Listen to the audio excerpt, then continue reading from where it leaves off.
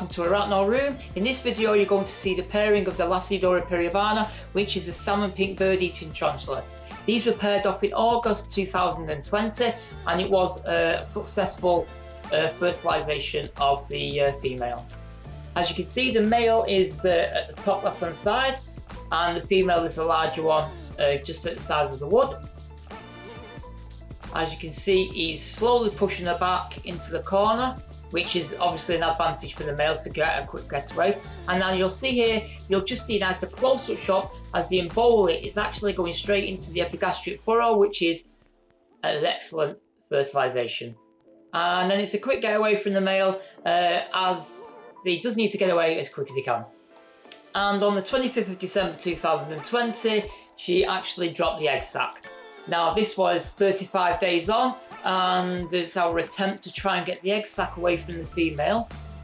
She was quite aggressive, as they would be, as we're trying to get the egg sac away from her, obviously because she's actually been protecting that for such a long time.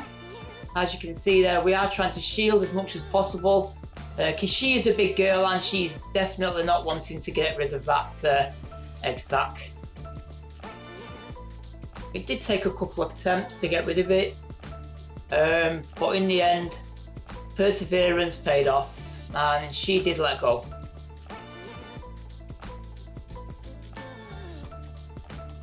And as you can see, perseverance paid off.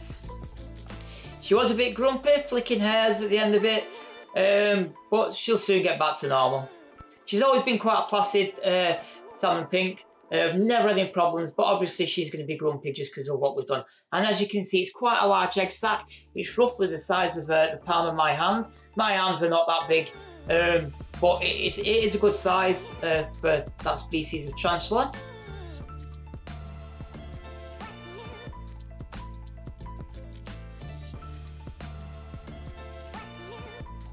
And it was time to start to tear it open gently without making too much damage to the tarantulas that are in there. It was quite tough, obviously, and it did take a couple of minutes to actually get into there. We did end up having to use a pair of scissors just to cut the top, just so we could get into it. Actually quite an exciting moment because obviously people are in the hobby. We never know what's going to open it up to. They could be all infertile eggs, or there could be quite a lot of deaths in there. So it is a time where, you know, we are on our edge and we are hoping for the best for the survival for the baby tarantulas.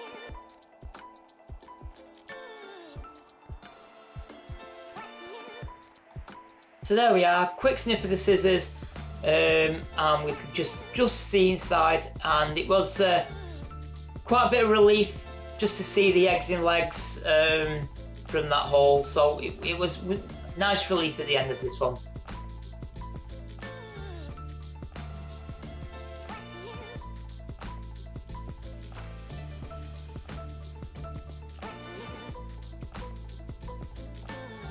A little bit more of a cut so we could get there properly, so we could have a good view inside. And as you can see, if you actually could see the smile on my face, it was I was just dying to jump off with joy as we could see Eggswig's legs, and they all looked in really good healthy condition, which was a really good sign of relief, to be honest. And as you can see, they're in really good condition and they're all looking healthy. As again said, these were taken 35 days after the egg sac dropped. And the only reason I did take the egg sac away from the mother is because she did tend to try and put the egg sac in the bowl of water, and I was just feared that I was going to wake up one morning and obviously the egg sac was soaking wet through. As you can see, I've got a couple of incubators already made up. These are the ones that Dave Fisher uses. Really good idea, and up to now it's worked really good. So as you can see, I'm just starting to rip it open and I'm gently going to tip these in there. I did have to separate them again a week after because they did seem to grow quite quickly, and as you see later on in the video, within 7 days they went straight through to the L1.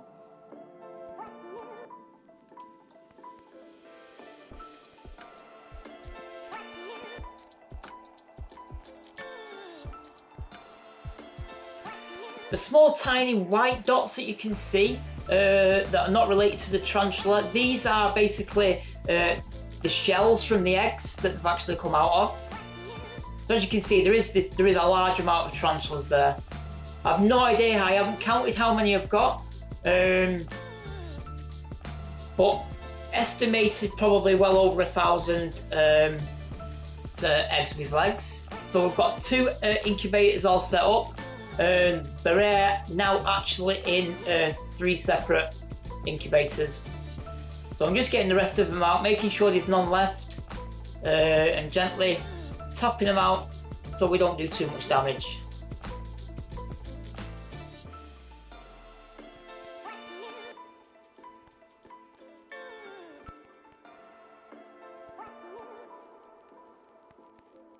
This is my first attempt of breeding tarantulas, so it was a nerve-wracking time, but to see these in this condition that they're in, it was thankful, to be honest. I was chuffed with myself, and I've listened to the right people, especially Dave Fish. Dave Fisher gave me a lot of advice from Dave's Little Beasties, and other members from other groups.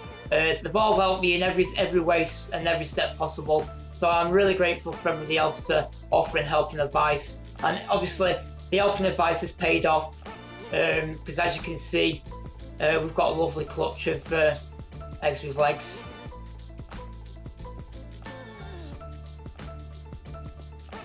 So I'm just gently brushing them out, because obviously they can't move at this stage because they've not got the legs fully formed. So I'm just gently brushing them away so they're not clumped up on top of each other, just obviously giving them a bit of space, and obviously so we don't do any detrimental damage. And this video was taken 6 days from when we taken the egg sac away from the mother, and which was a great surprise, as you can actually just see the legs forming. The following day when I woke up, they'd actually started to turn a darker colour, their eyes are more visible, and their legs seem to be forming quite well. On the 8th day, I woke up and they'd all molted. And as you can see, they look perfectly fully formed tarantulas. All the legs are there, their eyes are there, they're starting to move about. And it was just an amazing feeling to actually think that, you know, that I've contributed to where we are today. And as you can see, they're all starting to move, fully forming, which is an amazing picture. And these are the latest videos that I've got. These were taken 3 days ago, and as you can see, they're all doing perfectly well. I have had some die, which is quite normal. It's probably just like anything else. The weaker ones, they'll probably die. But as you can see, the rest of them are all doing perfectly well. And I've got 3 of these tubs, and they're all exactly the same. So that's it, guys. Thank you for watching, and please subscribe to my channel, and don't forget to hit that notification button so you get notified of any future videos that I ever post.